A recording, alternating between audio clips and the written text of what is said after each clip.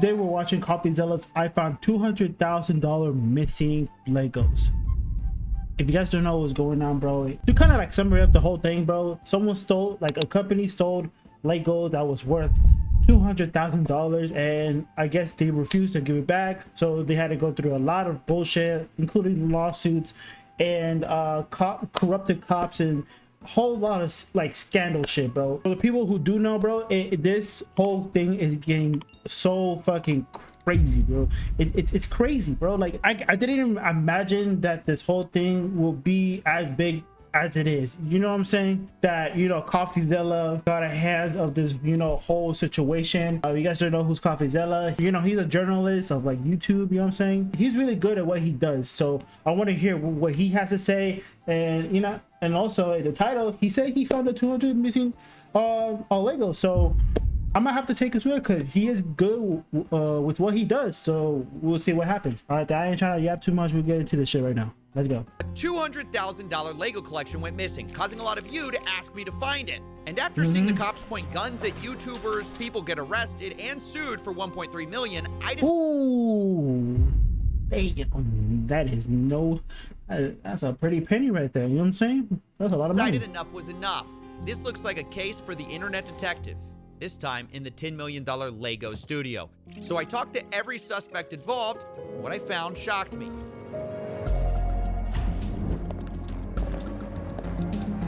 Oh, and by the way, if you guys are new to the channel, please leave a like, comment, and subscribe to the channel. We're just hitting 1K in this channel. Please, can we make that happen, please?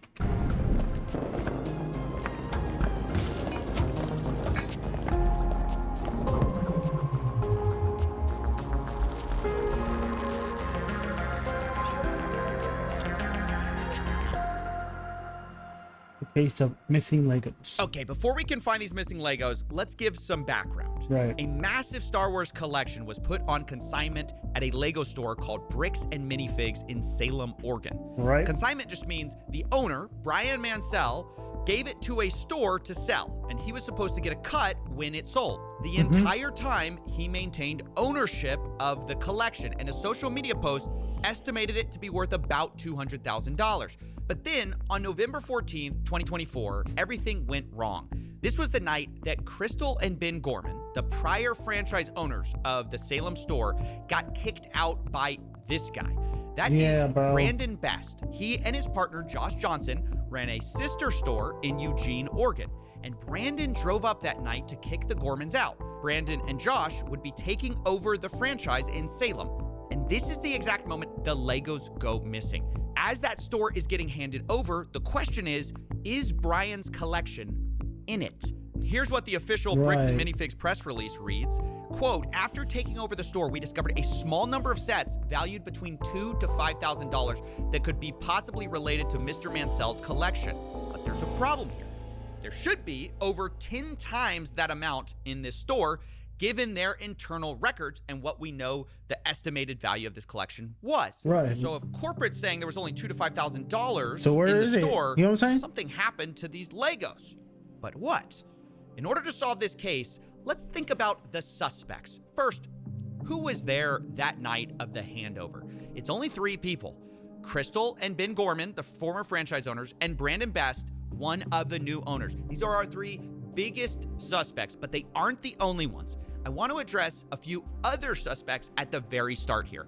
First of all, maybe this is just all the result of, you know, plain old thieves breaking in. What about that possibility? Hi, I am Chris. I was the previous franchise owner who signed the collection agreement with Brian Mansell. And I'm Benjamin Gorman. I am the silent partner who's really bad at being silent. We did have a couple of break-ins at the store. None of Brian's collections were in the police report or stolen during those. Okay, so the Gormans say emphatically it wasn't thieves, but if that's the case, what about the guy who was arrested? I mentioned at the beginning of this video, Reckless Ben. This is the YouTube. If you guys have seen his recent post, bro, he literally, they silenced this guy, bro. It's so fucking ridiculous, bro. If you guys don't have a chance to see it, I recommend you guys go watch it and see it for yourself, because he really didn't say much, but he gave us enough information that he not able to talk about the whole case and he's not able to release the video because it's, you know, I guess the court is not allowing him, you know. So I don't know how it works, but it somehow, you know, these fucking scumbags are winning, and it sucks, bro. And I hope that you know, Ben wins and stuff like that, but we'll just have to see what happens. YouTuber who started it all. With a documentary, I tracked down the thief who stole $200,000 of Lego. Maybe it's the perfect crime. Make a video tracking yourself. Now, for our theory, it's worth noting Ben is currently facing a RICO lawsuit by Bricks and Minifigs. He was even targeted with a search warrant for stolen Legos. Right. In the warrant are Legos. The owner reported overhearing conversations about possible stolen Legos. And on top of that, Reckless Ben was even accused of stealing the Legos by the current franchise owner. I stole the Legos? What do you think of the theory that it was Reckless Ben? He stole the Legos. It's absurd. We didn't even know Reckless Ben. He Yeah. had no interaction, no relation to us, no relation to the store. That doesn't hold any water. Okay, I'm gonna be honest. Apologies to the genius cops in Utah who play different. We play differently here. But I don't believe that Reckless Ben stole the Lego, mostly because he couldn't. He just wasn't there that night, and I don't even think he knew about these Legos. But who does Ben? Yeah, right. Like, I if you guys seen his videos, he was contacted by I think, who was his name? That, you know, the owners of these Legos, to investigate who is stealing his Legos, bro, because he really needed the money, and he'll do anything to get it back, and that's why he contacted Reckless Ben. So I don't think it makes sense for Ben to even be stealing in the first place if he's, you know, the one kind of like investigating. So it would just kind of, I mean, it would make sense. Ben suspect is holding the Legos since he did this whole documentary series. The guy who runs the entire company, Ammon McNeff, he personally came out to talk to us. So what's going on? So you guys are holding some of our Legos? No, we're not. You're not? No. Is that a lie? No. That's a lie. You did take the Legos. No. So we have, our attorneys have visited, but like, again, so who's Brian Mansell. Okay. Bro, and who's stuttering. He's a guy who had he had like $200,000 worth of Legos in your guys' store. that? Nope. Never happened. My name is Ammon McNeff. I am the CEO of the Bricks and Minifigs brand. So my name's Matt McNeff. I'm the COO of Bricks and Minifigs. The people you just saw are the McNeff brothers. They agreed to speak with me to try to clear their name.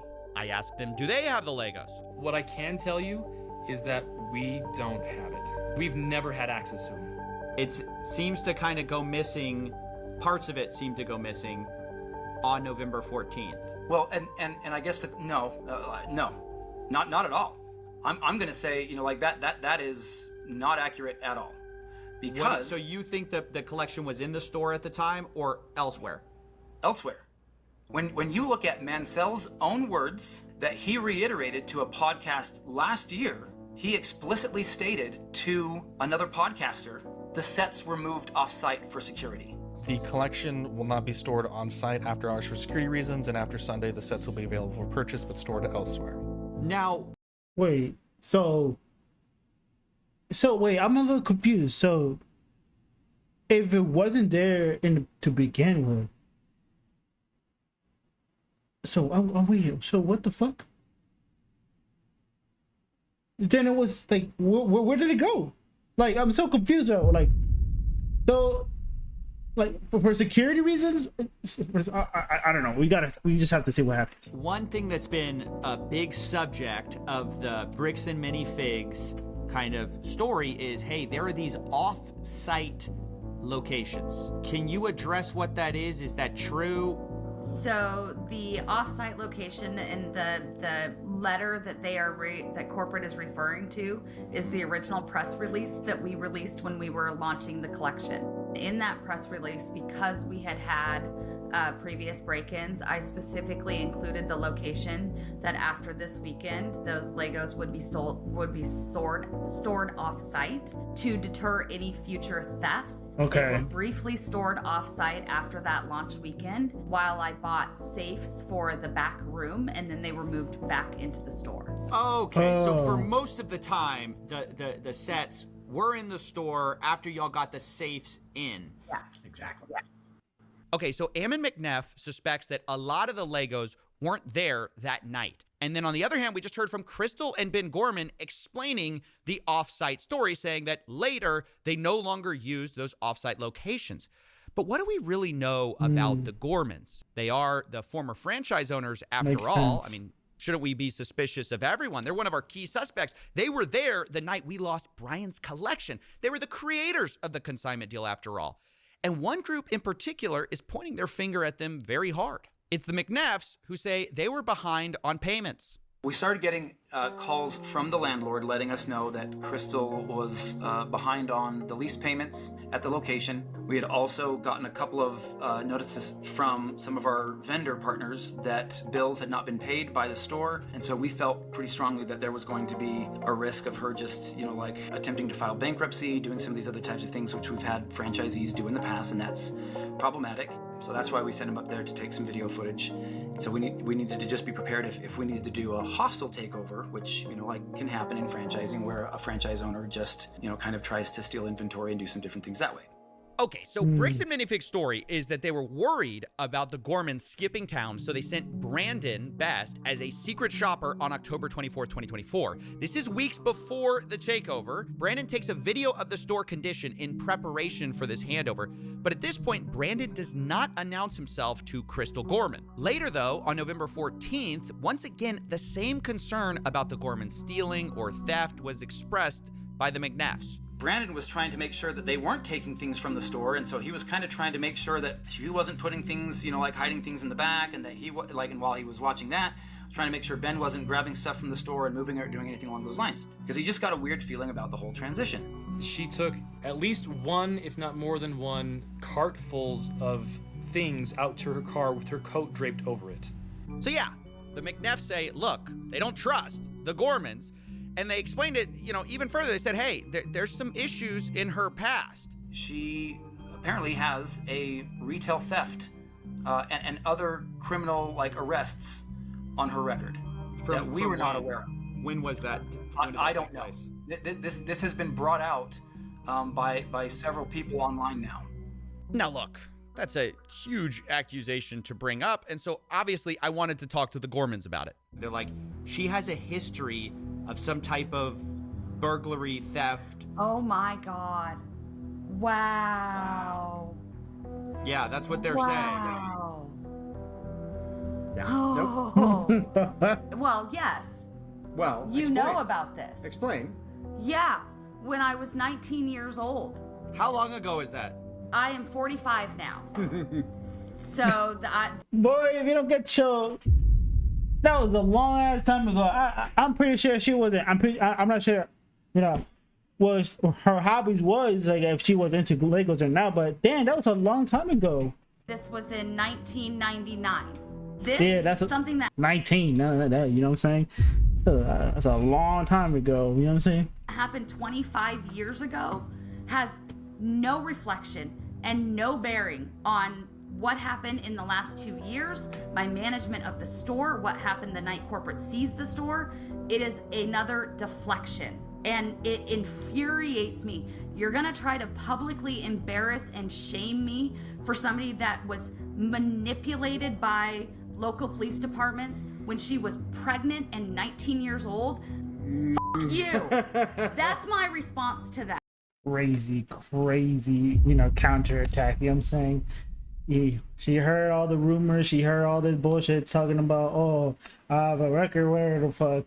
And you're gonna use that against me? Fuck you. That shit happened 20 years ago. You know what I'm saying? Fuck you. So this is a good counterattack. I ain't gonna lie. I am so sorry. You're gonna have to blur and cut a lot of this, but that pisses me off. I own what I have done. You blurred that, but she said, whatever. Own the mistakes that I have made. You cannot intimidate and bully me into backing down when I know that legally and morally I am in the right and I have the evidence to back it up. Wow, this is getting kind of nasty and personal at this point, and I just wanted to give people kind of their side. But at every turn, I hope you understand, I'm getting contradictory stories, down to if the McNeffs knew about her history in the first place. Like, they're bringing up something that I told them about. Wait, you told them? Told them. They asked me. They said they had no idea. They said if we knew.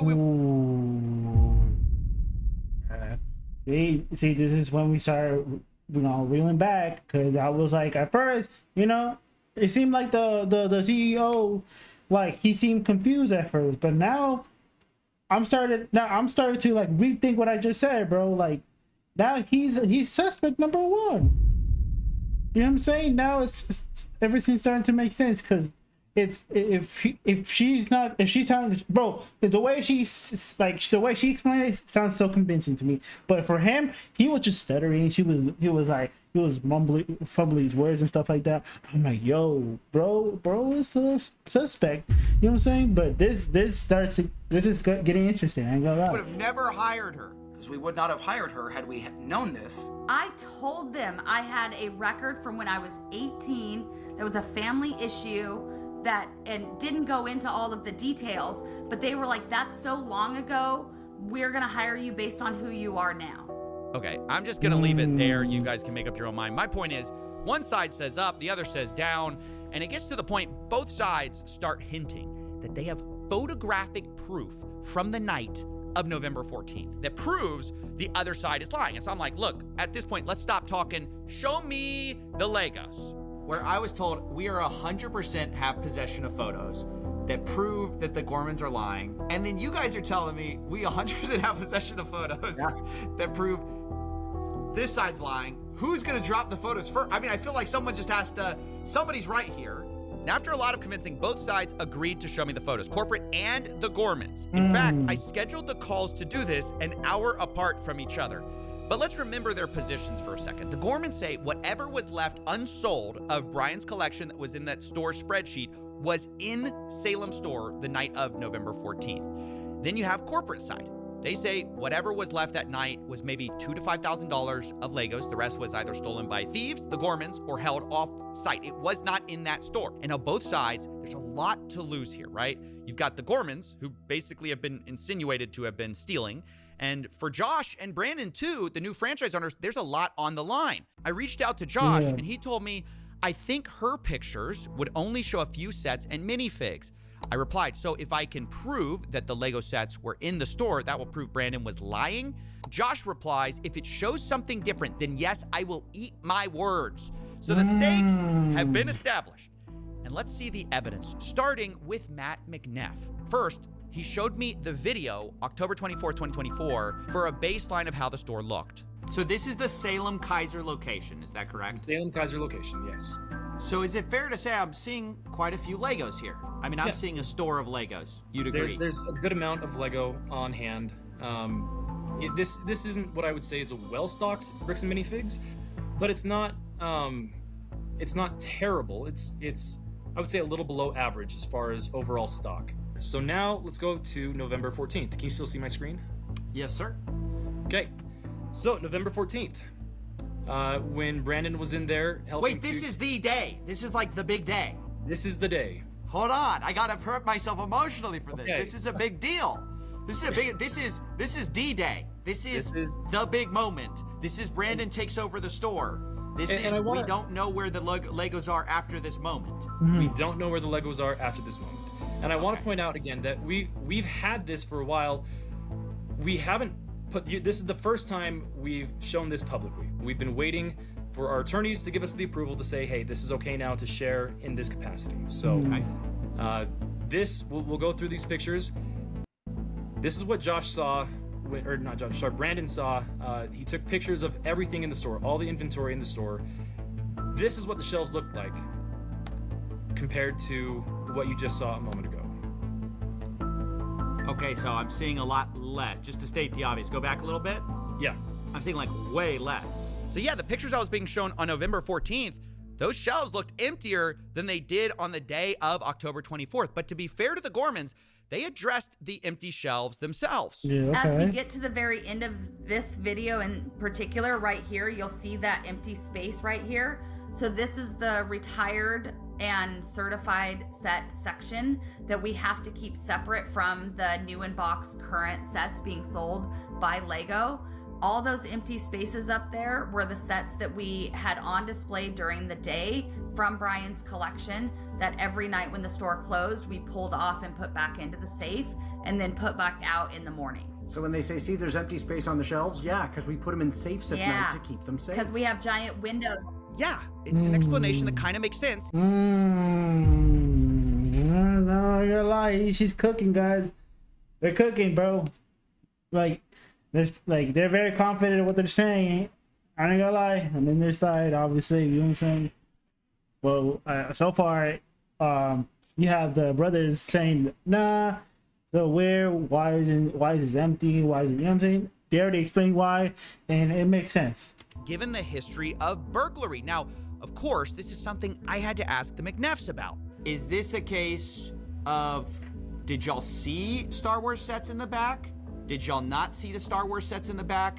Did he take, not in the back, but specifically in a safe? Like there were a bunch of Star Wars sets in a safe. Did Brandon see those? Has there been talk of those? Do you know what I'm talking about? Yeah. My understanding is that he took pictures of everything, and all those photos I showed you of the Star Wars were all the photos, or was literally all the Star Wars inventory in the store. Yeah, the McNeffs say all of the photos should be with Brandon of all the Star Wars items. And to be fair to them, they showed me a lot more pictures and even showed me a spreadsheet of all the Star Wars sets in the store the night Brandon took it over. And it valued to about like $5,000 to $10,000 or so. But then I had to ask. Oh, sorry, here's another kind of set. Okay. Do you think y'all have all of these? Very likely. Okay. Again, I'd be surprised if we didn't. But then I couldn't help myself. I started to bring up some of Crystal's photos to see if they matched up. Have you seen this before? Not that I recall. So do you see that? Yep. So do you see it's in like some kind of like a safe thing? I don't know if you can see the sides there. Looks like a bookshelf to me, but sure. Okay, sure, yeah. So I think the important thing is making sure that all of these are in the inventory for Mansell. Sure. Sure. That's cool. Looks like a safe. Like you can see. 750. Hold up. We go back real quick. Sure. Sure. Okay, let's just stop right here. So this is kind of out of the way, but this whole thing right here looks like it's like a door. So it could be a door. I don't know, but this looks like that part of the photo looks like they're showing like the door. You know what I'm saying? I don't know. I'm just pointing it out, but it kind of does look like a safe, the way it looks, and like the way this part's sticking out like it's a door. So I don't know. That's just my theory. That's cool. 75041. Yep. The Vulture Droid.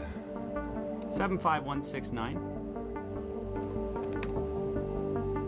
169 I'm not seeing, so there may be... Okay, so there's one that is not on our list.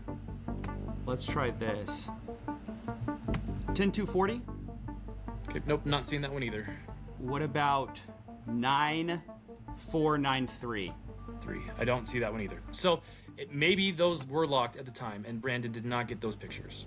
All right, that's kind of a problem because the Gormans had over 200 photos of this store. I definitely knew looking at these photos, there's a lot more Legos in the Gormans photos by quite a lot that Brandon's photos just didn't show. But corporate didn't really see it that way. But still, in the grand scheme of things, we're not talking, again, 10 times the amount of sets here. I don't know. I haven't shown all the photos yet. I don't know exactly how much. If there's a calculable figure that we can look at and say, great, this is what was there, I promise you it's not $100,000 worth of Lego. And so where's the rest of it? You got me. I don't know. Maybe I'm a little too in my head about this U-Haul story. You don't think it could have been... You know what I think? I don't know. I'm not sure. I could be wrong, you know. But I think that the other dude, the other the other brother, right? He knows something about it, but what I'm getting from him, the vibes, you know what I'm saying? What I've been picking up in his character, whatever the fuck, I think that he doesn't know, like actually doesn't know at all. And the other brother knows about this whole situation, but the brother doesn't know. He was just left on like clueless, just like you know what I'm saying? He's just confused. So I don't know. It just feels like he doesn't really know what actually is going on, like based on his body language, the way he talks, and trying to provide as much as he can. I guess I don't know. That's just my theory, but I'm not stating it as facts. But it's just like the way it kind of come off. The way he comes off is just really like, oh, like kind of genuinely looks confused. So I don't know. That's my theory. Some U-Haul thing. There's no way. Oh, yeah. Have we talked about the U-Haul yet? We gotta talk about the U-Haul for a second. This is another one of those things that was like really disputed between the two parties. Was this U-Haul that supposedly was driven up to the store the night of the takeover? So when Brandon came to the store that night, he was driving a U-Haul truck. Now, in typical fashion, this was immediately disputed. Brandon showed up to the Salem store in a rental car. When he came to get the keys from Crystal, he was there in a rental car, not in a U-Haul. It wasn't until after he told me he was taking the keys and locking me out that I really kind of paid attention to the fact that he had a large, not the small, the large U-Haul truck. So yeah, I just kept hearing about this U-Haul truck. Now, why is it significant, U-Haul or not? Well, one, a U-Haul truck can fit a lot of Legos, but the big reason it mattered to me was because I was actually called by an ex-employee of the Bricks and Minifix store in Eugene, Oregon. Remember, that's the one that Brandon and Josh owned, and he told me something very interesting. I'm a former employee, started in 2024, and I was working under the old manager Brian, and he sold the store to Brandon Best and Josh. What store was this? Bricks and Minifigs where? Okay, now what did you see that made you want to talk to me? I saw Reckless Ben's YouTube video about the Salem store closing down because when I was talking to my co-workers about the situation about Salem, and we were told through other employees that it was just a bad area to work in. It was like haunted, if you will, is what was going around. Haunted? After seeing the video of Reckless Ben, he exposed them, and it makes a lot more sense with what we dealt with Brandon and Josh. Like, oh, Crystal stole Lego sets and bolted out of the country. Who says that? Brandon Best told us. When he was dropping off all the Lego sets to us that night. And it was a bunch of used Lego sets. Sets that were like saran wrap. They had Star Wars CD. They had just a lot of stuff. It was like in a medium-sized U-Haul truck. Wait, they brought a U-Haul truck. Yeah, from Salem to Eugene. And to Eugene, and it had a bunch of Star Wars sets on it? Yeah, Star Wars sets, like everything. A bunch of used stuff too. Wait, when and was this when they took over the store from Crystal? I believe so, yes. Yes. Because he said that Crystal stole Legos and left the country. While he has a U-Haul of Legos? Yeah. Interesting. That is weird. That is interesting. We're just gonna hold on to this stuff until corporate tells us where we have to distribute it. And we're like, oh, well, it'd make more sense if we could take it because we're kind of struggling with, the product to put on the shelves. Oh my gosh. We really got to find out. Was there a U-Haul that night or not? Because everybody's disagreeing about it. This Eugene, Oregon guy says, oh yeah, a U-Haul showed up with Star Wars sets in it. Brandon was talking about the Salem store. You've got Matt McNeff saying there was no U-Haul there. It was a rental car. You've got Crystal saying, yeah, I thought it was really weird. There was a U-Haul truck there. So I told the McNeffs, I really got to find out what the truth is here. Yeah, like you have people who's like kind of like vouching or like who was there and witnessed it that happened. Like, I mean, why would you lie about that? You know what I'm saying? You have two witnesses that saw U-Haul a U-Haul truck, and you have one of the brothers says, "Oh, it's not a U-Haul. It's completely something else." And I don't know. So far, it's 2 out of 1, and it's not really looking good for him, bro. I'm not gonna lie. If you know anything about it, let me know, because that's just something I heard. I do, and it has nothing to do with the Salem store. Well, at least not the Salem store in the way that it is there. Brandon showed up to the Salem store in a rental car. When he came to get the keys from Crystal, he was there in a rental car, not in a U-Haul. So when there was the handoff, there wasn't a U-Haul, it was a rental car. Correct. He was there in a rental car. Got it. Yeah. Okay.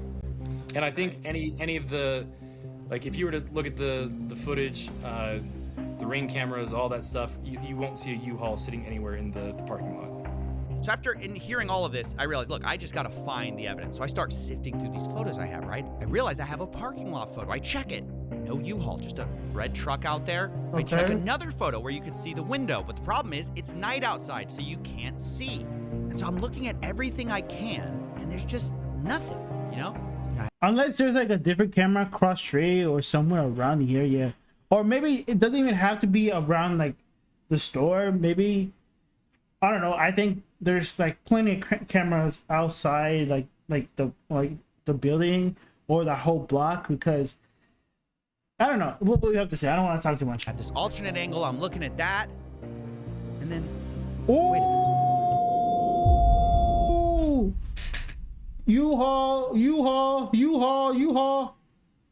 They got your ass, bro. They got your ass, bro. They got you, bro. U-Haul. I'm looking at it, bro. It's crazy. That's crazy. Zoom in on that photo. Bring up the brightness of this photo a little bit, and my gosh, there's a U-Haul in the parking lot right outside of the store the night of November 14th, 2024. This is something that Matt said he had seen footage of, and it couldn't be true. And again, I believe I have seen footage from that night that shows clearly out into the parking lot, and there's no U-Haul. After seeing this, I said, I really have to make a call. And that's when the story changed. So last night, I talked with Matt McNeff. I brought up this question of the U-Haul. He told me emphatically there was no U-Haul. Y'all came to me this morning. You said, hey, we looked into it. There actually was a U-Haul there that night. Can you clear up what that's about? So there's actually two different things that are going on here, just to help you understand. No, brother. No. Yeah, but yeah, he's starting to fumble even more, bro. I can already hear it.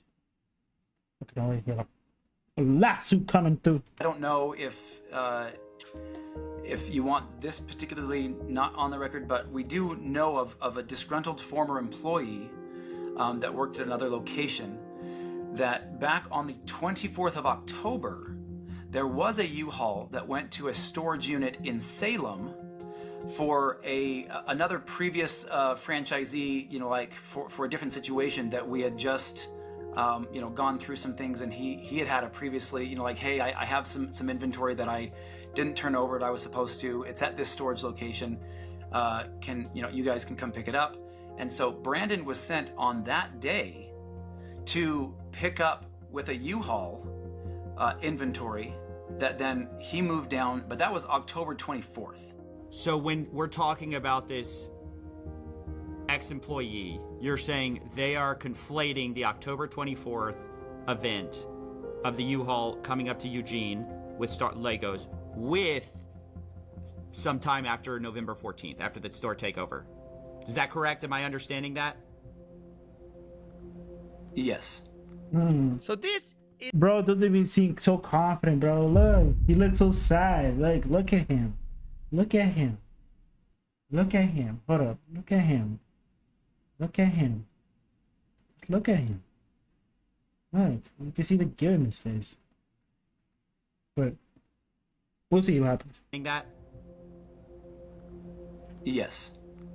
So this is now kind of a strange story. Corporate is saying there was a U-Haul at the Eugene store dropping off Lego, but that was from a different night, different collection. The CEO says Brandon showed up to Salem on October 24th for his secret shopper job with Crystal, and separately, he also was getting a different collection of Legos that also included Star Wars, And that's what he brought to the Eugene store and the former employee is remembering. Then, weeks later, on November 14th, Brandon supposedly shows up again with a U-Haul, but the reason isn't for hauling Legos.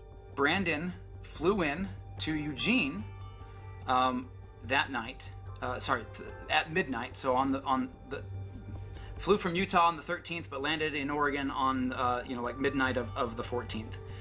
Went and got a rental truck, and then went and stayed at a trailer that had previously been moved up there in anticipation, meaning like a camper trailer, in anticipation of the potential hostile takeover previously. Is that why he had a U-Haul? Is that the reason he had a U-Haul was for this camper, or what's going on with the? Yes. So then what happens is he takes his rental vehicle truck, and he tries to connect the trailer, the camping trailer, to that truck, and it's not rated for that particular weight, and he realized, oh crap. He called around and found that U-Haul had a rating for one of their box trucks, and so he grabbed that, went and got it at 10 a.m.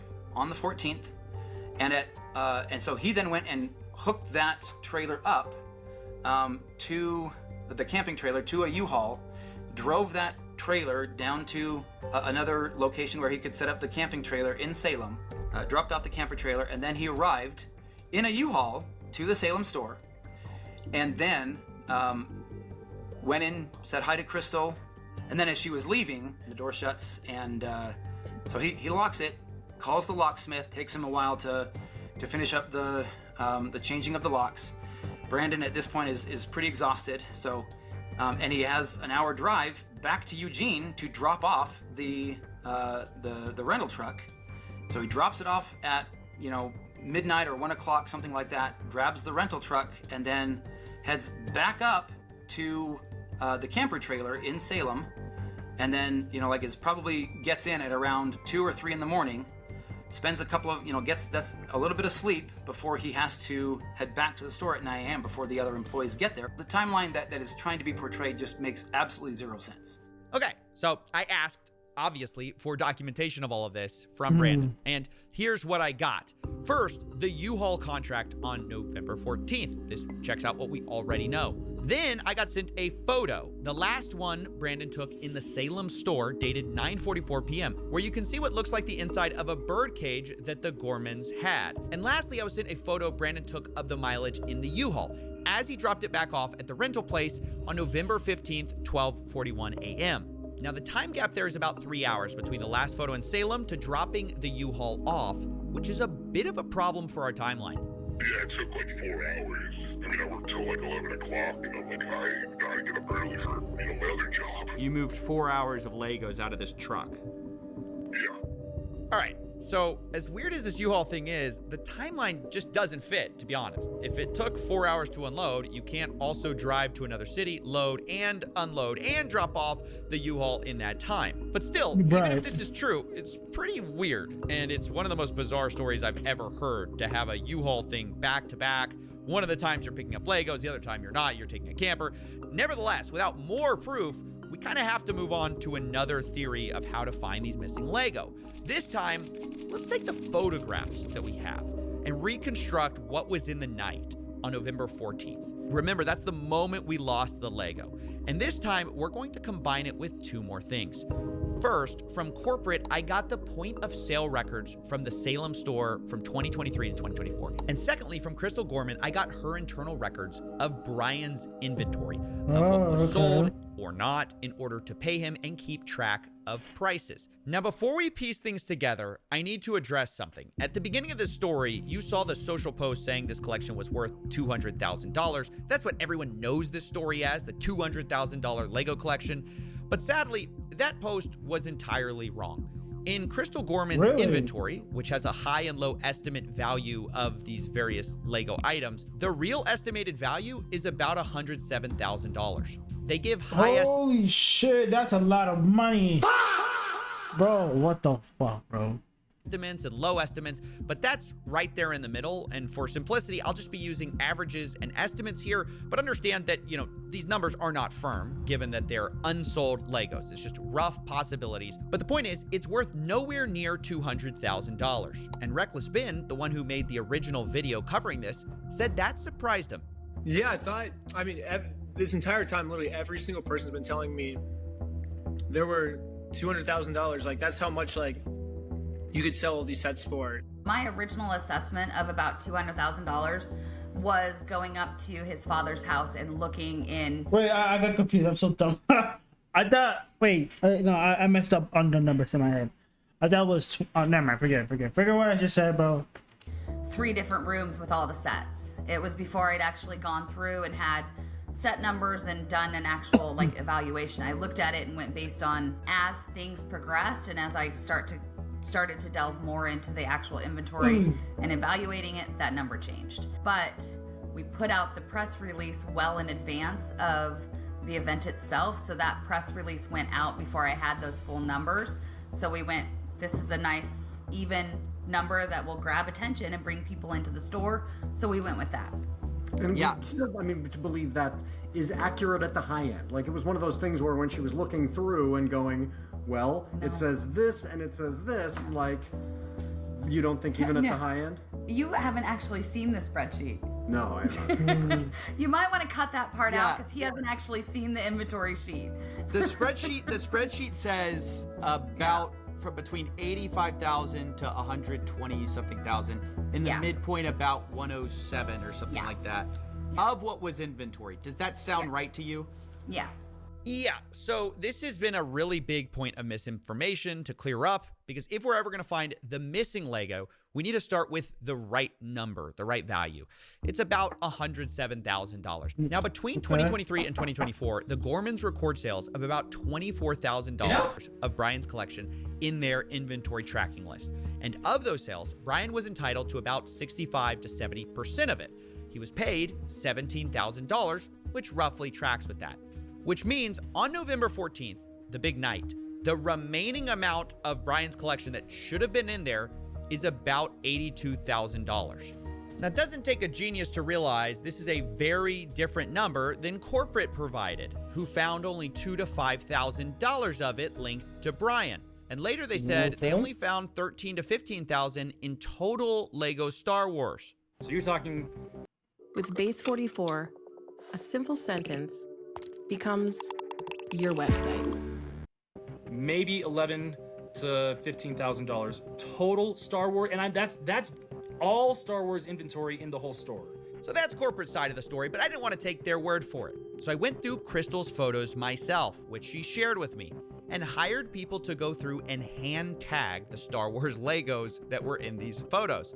We looked through over 200 plus photos, multiple videos, and matched what we saw with Brian's collection. In the end, I ended up with about $21,000 of Legos matching Brian's collection that can be proven to be in the store on the night of November 14th.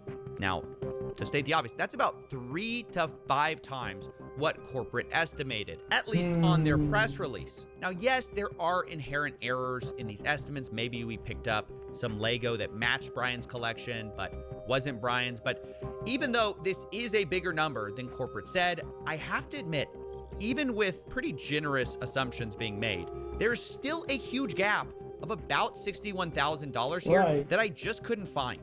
But then even if it's a little off and whatever the fuck, but there's still like a chunk of like money that is still need to be found. I mean, they still need to be found. So where did that money go? Like, you know what I'm saying? It's like, that's the part we're trying to figure out. Learned Brian had made a special side deal with M&R Productions, who had recently purchased some Legos from him. And this is where it starts to get messy. So these are the pictures that M&R Productions sent me, looking at the Lego that Brian sold him. This was stuff reportedly in storage, and it's interesting because of an early inventory list, which had a column called Location that Crystal used. And it listed a lot of the Star Wars items as being located in what they called storage. Now, previously I was told that all of the stuff in storage was put back in the store, but there's a bunch that's on this list that I can't find in the store that seem to appear in these pictures. Now, I've been assured, by the way, that most of these Legos were not part of the inventory spreadsheet. They were never given to Bricks and Minifigs. This is a separate part of the collection, but I did a check, and 100% of the items that match the Brian collection inventory just so happen to be listed with a location of storage. So this starts to make things incredibly fuzzy, and I'm inclined to believe that a lot of these are part of that same inventory list. Now, if we take that value of the side deal, that's about $10,000 to $20,000 that's not actually missing. Now, it was at this point I started looking more at the point of sales records. I realized maybe we could find some of this missing Lego there too. So this is from the Salem internal store records. Like, I guess this is what is entered when someone does a sale, and it's everything from September 2023 to November 2024 of Star Wars anything. And by the way, before we continue, yes, this was all a lot of work. If you want to, please support us on Patreon. That's how this show gets made. But anyways, according to those records, about $51,000 in sales went through during this time period in a way that matched Brian Mansell's collection. Now, that really worried me because Crystal's inventory list showed only $24,000 in sales for Brian, and Brian was only paid for that amount. But suddenly, I remembered back to a time when I spoke to Crystal, and I asked how much was sold prior to the takeover. Which is something similar from what you told me, Crystal. Yeah. You told me, hey, it was about 50-something thousand. Yeah. But Brian was only paid $17,000. Okay. And it should have been about double that. And I'm just trying to make sense of that, given that everyone's accusing each other of theft right now. You understand? I mean, without seeing any of those records, without seeing those individual tickets, I can't answer that any better. Okay, this is kind of a problem. The math ain't math in here. 65 to 70% of 50,000 is almost double what we believe Brian was paid. And digging into the details, it turns out a lot of these sales come from what Crystal's spreadsheet actually categorizes as layaways, meaning they were marked as having been sold, but layaways are when someone puts a down payment on an item and later pays it off. But the problem was there were a lot of these, worth about $20,000 in layaway. And that felt a little strange to me. And because of that, I asked Josh Johnson, the incoming owner, and he responded, quote, there were 2 to 3 items on layaway when they took over. 2 to 3. So on the list of... There's 2 to 3 items. Over 20K of layaways. No, it's weird. That on the inventory list, do you know about how many layaways I haven't gone through and done a count, but I know it was vastly more than 2 to 3. Yeah. It was about 98. That makes sense. So there were about $15,000 to $25,000 worth of sets on layaway. Okay. That's just the part that's surprising. That's the part that I can't get my head around. I go, how could, let me just be really honest. I don't believe there was that much layaway. I don't know. I don't know how that's possible. How could there be that much layaway? I don't know. It's like I don't believe, because I was talking to some people about Bricks and Minifigs. They go, yeah, there's some layaway. There's not that much layaway. I talked to people who were neutral, kind of on corporate side, but also people who were just normal Bricks and Minifigs people. They say there's not that much layaway. Help me understand why there's $20,000 worth of layaway here. Oh yeah, that's absolutely. If you talk to other Bricks and Minifigs locations, layaway is extremely rare. I think outside of the Brian's collection, I don't. Okay, good. I'm not crazy here. So then, why was there so much layaway there? No, absolutely not. Outside of Brian's collection, I think at the time we maybe had 2 used sets on layaway outside of his collection. Okay. It was not a common thing traditionally. I don't know that we'd ever done layaway before the collection came in.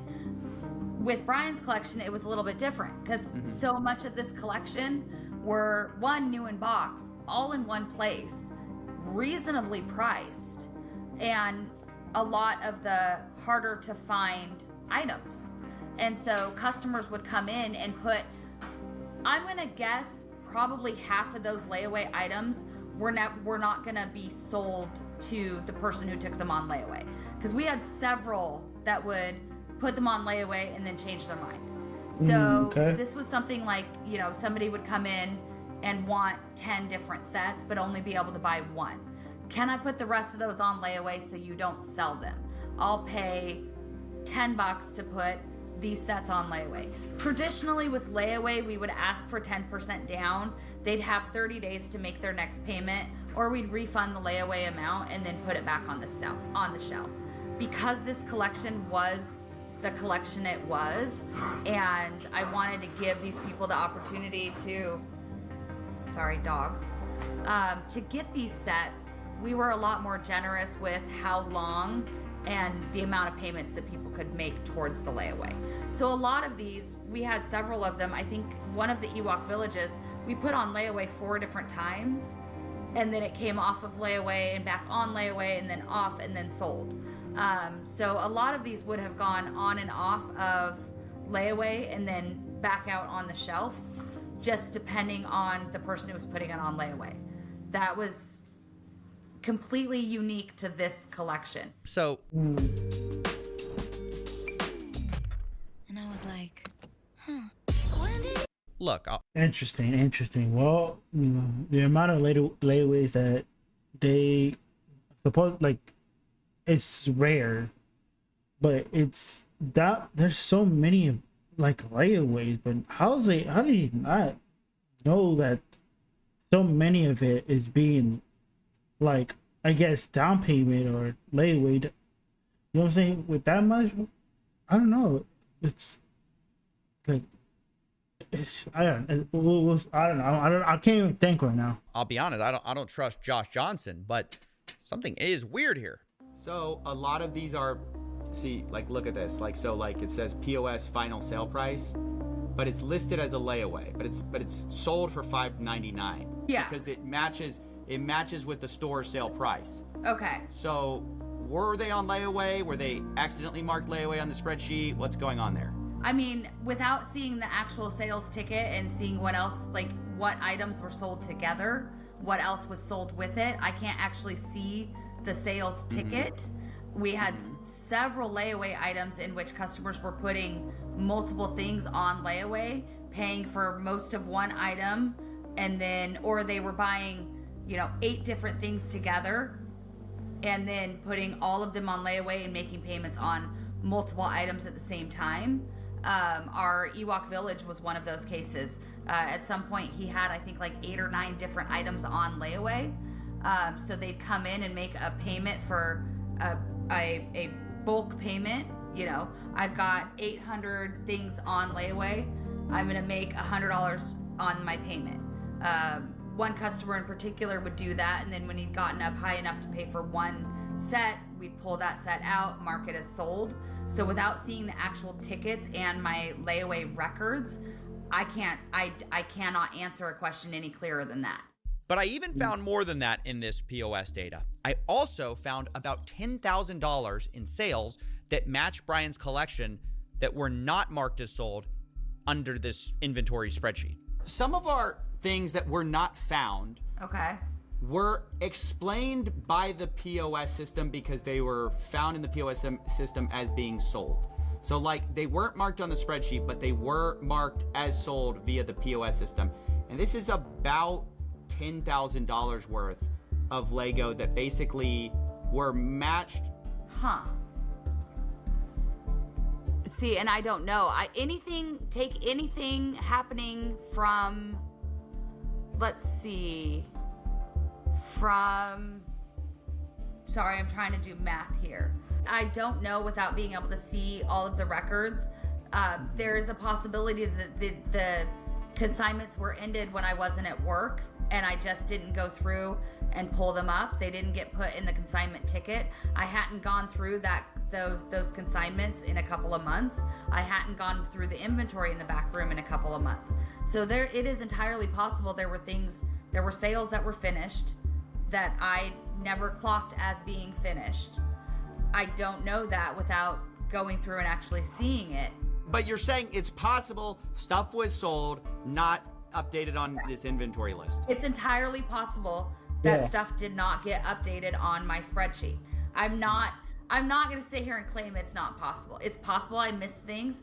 So where does this leave us? I know some people are jumping to conclusions here, but I must remind you that on the night of November 14th, 2024, Crystal Gorman was concerned about Brian getting paid or not getting paid. He has not been paid his percentage yet. And if I don't have the tickets, I won't know how much I need to pay him. Okay. So Crystal, ultimately, that's a business thing and not necessarily yours. Brandon will take, because taking on the business, he takes on all that kind of side there. So obviously, one could see that and say she was intending to reconcile with Brian. Maybe she hadn't gotten around to it. And of course, corporate will probably take a more cynical view of what she's doing by printing these receipts. But the point is, regardless of whose side you're on, I think we can all agree there's a lot of weird stuff here on all sides. Abnormal stuff. Sure, maybe you can chalk some of this up to bad record keeping between the U-Haul, the layaways, the $20,000 in Lego sets that corporate called $2,000 to $5,000 that was there that night, the off-book deals. But even if we can't fully know 100%, what these weird things were about, I think they tell a story of what actually happened to Brian's collection. In a way, multiple people, I think, are kind of right, kind of wrong. The Gormans were correct that more of that collection was there that night of the takeover than previously thought. But corporate also alleged that some of it was offsite, and that appears to be partly true, although some of that is disputed, and it looks like, way more of the collection was sold and layawayed than Brian was paid for. But all in all, there's a lot less missing than many people think, especially if your starting number is $200,000. I estimated, and I must emphasize, estimated with bad records, that there's only about $10,000 to $20,000 in Lego that isn't explained by one of these sources. This isn't to say Brian's been fully compensated. Much of this Brian wasn't paid for that I know of. So I estimate he's still out about $50,000 to $83,000 for Lego he wasn't compensated for. And I think honestly that's something that Bricks and Minifigs obviously should handle and make right. Regardless of what a franchisee does, the new one, the old one, the company behind it must stand behind their product, their service, and I can't imagine a better example of a company doing the opposite. Unfortunately, Bricks and Minifigs has chosen to deflect and dodge responsibility at most opportunities and created a really awful customer experience that has snowballed into this crazy series of events. But instead of taking accountability for that, they've taken an aggressive legal strategy, which I told them personally was a horrible idea. As of writing this, Brian Mansell is being sued for $1.3 million as part of a legal campaign against him and Reckless Ben and any of the associates. Remember, Brian is the same guy who lost all these Legos at Bricks and Minifigs store.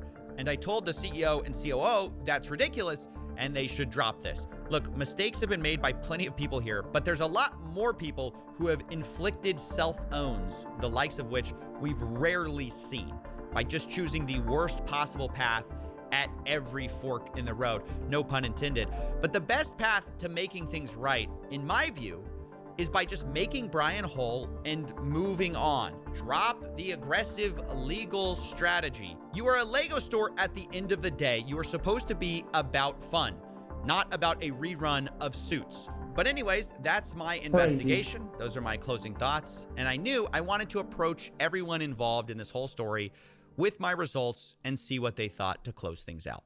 Does all that make sense to you? Because I'm showing everyone in this story and saying, hey, the thing are that any of these doesn't make numbers blowing your mind, or is any of this crazy to you? No, it's not crazy. But what's crazy, again, all the photo evidence that both sides have points to there being, sure, $20,000 worth of Lego of Star Wars Lego in the store that night, right? I don't know, man. I'm just can people understand maybe why there was some confusion and why there was some hesitation when somebody comes in and says, hey, you owe me $60,000 worth of product in Lego, and we go, we don't even know who you are. Yeah, Crystal mentioned something about consignment on her way out the door. And we go, sure, we'll get that figured out. But then the guy just walks in and demands $60,000 worth of Lego? What am I supposed to do other than say, cool, show me, can you show me the proof? The problem is there's so much of a dispute on the timeline, and this is what's going to make this story so hard to tell. Is like they say you guys are unreasonable. They tried, and eventually they gave up. But they say they tried it. They were basically met with like unreasonable requests, things like that. So holy shit, bro. Documentation, is that unreasonable, do you think? Well, I think they would say they provided the documentation, and you guys say you need more documentation. So I mean, that's kind of the right. A spread, like I understand, a spreadsheet and a contract are a good start. Yeah. Let's see that again. She opens the Gemini app and asks for help hanging pictures. Look, because so far, whenever they provide new evidence and whenever they provide new like proof that they have the documents, they have the proof that they need to kind of like prove that they like it, all the shit that you're saying is here. You know what I'm saying? And you got, people like him that be like, no, we need more proof, we need more documents because it's not enough. And then be like, what? You know what I'm saying? How much more do you need? And they're just moving the goalposts even further and further, and it's getting really, really ridiculous at how much, they just keep on dragging it until they really want this to kind of be brushed under the rug, while this whole thing is already, widespread on the internet, and people knows about the situation. Even if they win, I mean, regardless, it's a lose-lose because I don't think a lot of people wants to go to this company no more to sell their Legos anymore, because they're already they're already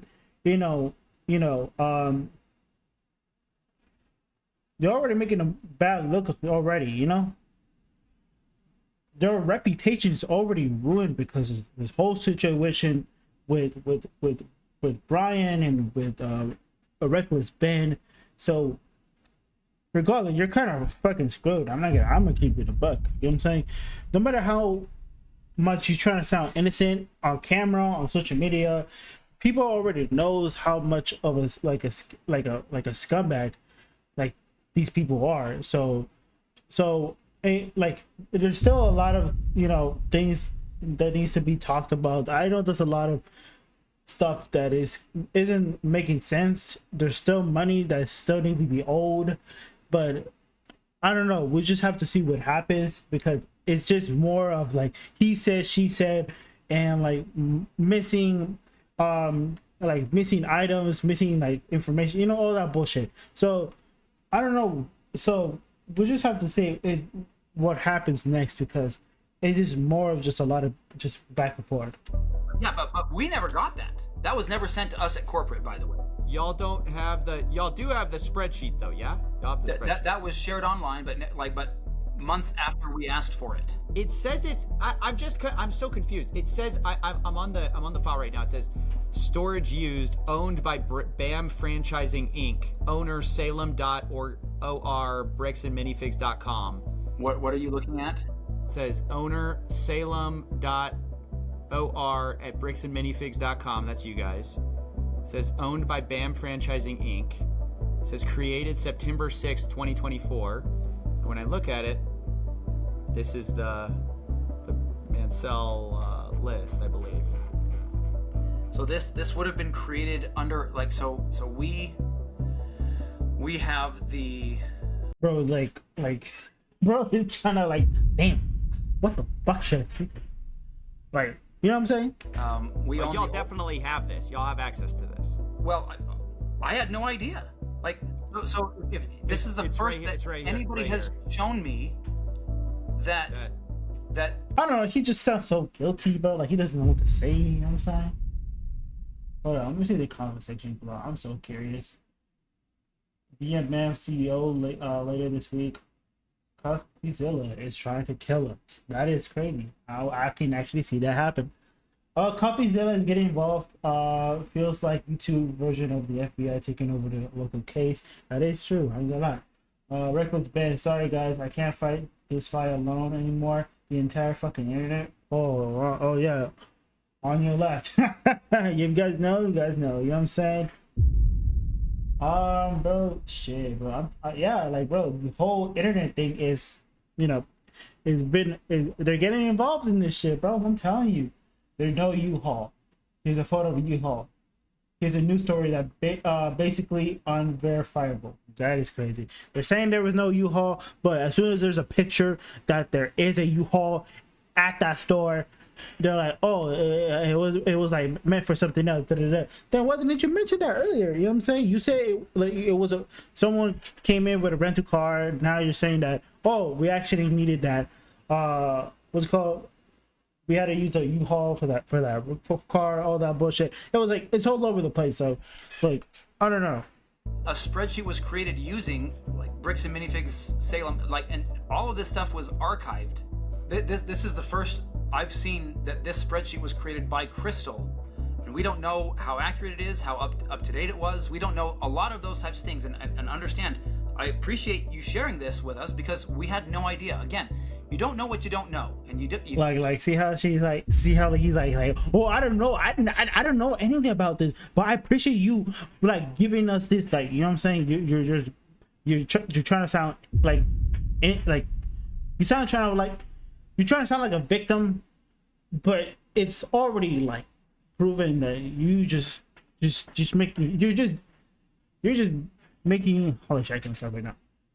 You're burying yourself a bigger hole than it already is, and you're fucking like, I don't know. It's getting, he's drowning himself right now. Can't, like, we don't know everything, and we don't go, you know, like looking in every nook and cranny everywhere. You know, like we just don't know some of those things. So if that's there, we can now have our team go look for that. When it comes right down to it, they're going to have to make a judgment call and say who's telling the truth. The people who were taking all the pictures and say, and we couldn't take pictures of everything the night of, but we're being honest consistently. And see how like there's a comparison of like the way people look and how they, you know, talk and body language and their facial expressions. You could just tell like look at them, like they're like, they seem confident, they seem like they're like, you know, based on what they're saying, they look like they're telling the truth. While you go back like a couple, like, you know what I'm saying? You know what I'm saying? See, he's like, not a single smile. Like, it's just, I'm him right now. Like, what the fuck? So, while he's just so like, look at this. He don't have eyebrows, bro. I can't even see his expression, bros. Look at that. But yeah, if we go back, it comes right. We go back to them, like right down to it. They're going to have to make a judgment call. And say who's telling the truth. The people who were taking all the pictures and say, and we couldn't take pictures. Yeah, they look so confident with what they're saying. They provide as much proof as possible. And yeah, sure, they already said that, you know, sometimes they make mistakes. They don't usually, you know, put stuff on paper all the time. You know what I'm saying? They don't really check it sometimes. And hey, it's you know.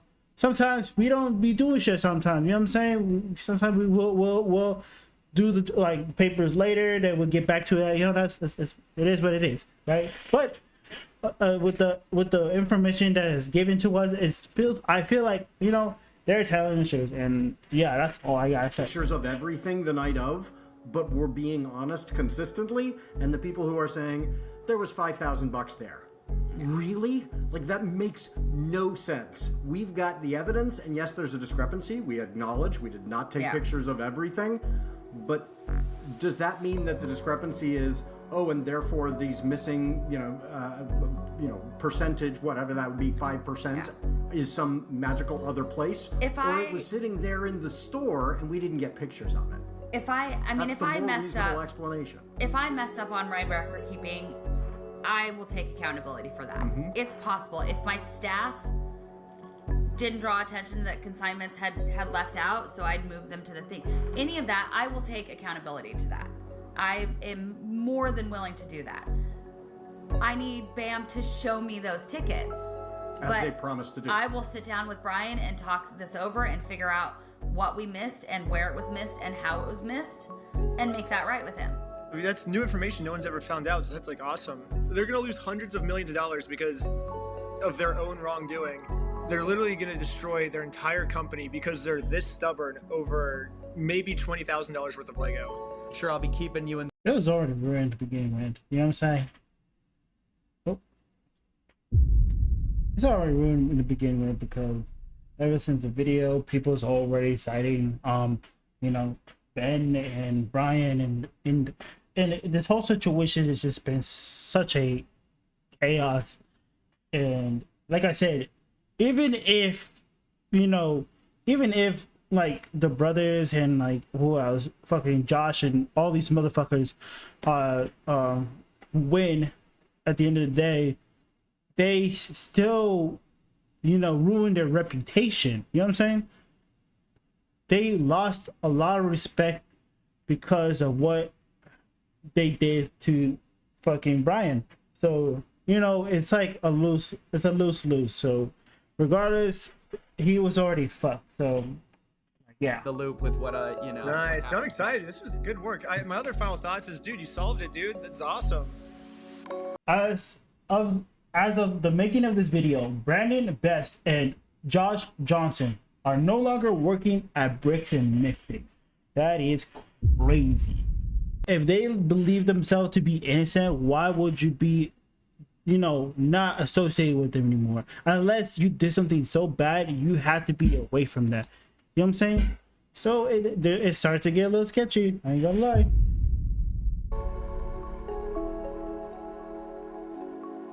Bricks and Mixfix is suing Brian Mansell and Reckless Ben for over $1 million damage.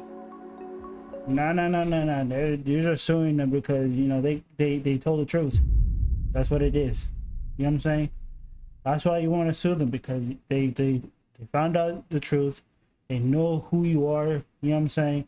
So it's you're just doing anything to drag on to this fucking lawsuit and get something out of it. You know what I'm saying? Because they know in their mind that, yeah, we're cooked. You know what I'm saying? This company is going down in flames, so we gotta get something out of this. So they'll do anything if it means like suing them for damages for, I don't know what the fuck, what sort of damages they're talking about, but yeah, sure. And a restraining order is in effect against Reckless Ben and prevents him from speaking about Bricks and Mixfix. Yes, like I said earlier, guys, no longer can't, like, they silenced him, bro. They literally silenced him to talk about the whole situation with Bricks and Mixfix. So it sucks. I was waiting for that video to drop. Regardless if you didn't see the video or not, was already enough to prove that these motherfuckers are fucking scams, bro. These are scumbags. Literally, the whole internet was on this, bro. It was too hard to ignore. So that's why a lot of people are getting involved in this. The Gormans are suing Bricks and Fix. The lawsuit claims Brian's collection has an original grievance value around $250,000, bro. Damn. Yeah, that's the end of the video. Shout out to Coffeezilla, bro. So crazy, and I gotta lie, this was very entertaining. Honestly, you know, I hope that, you know, Brian gets his money back and stuff like that, because it really sucks that, you know, all his collection has been stolen. Anyways, if you guys enjoyed the video, leave a like, comment, and subscribe to the channel, because we're trying to hit 1K. All right, I'll talk to y'all later. Deuces.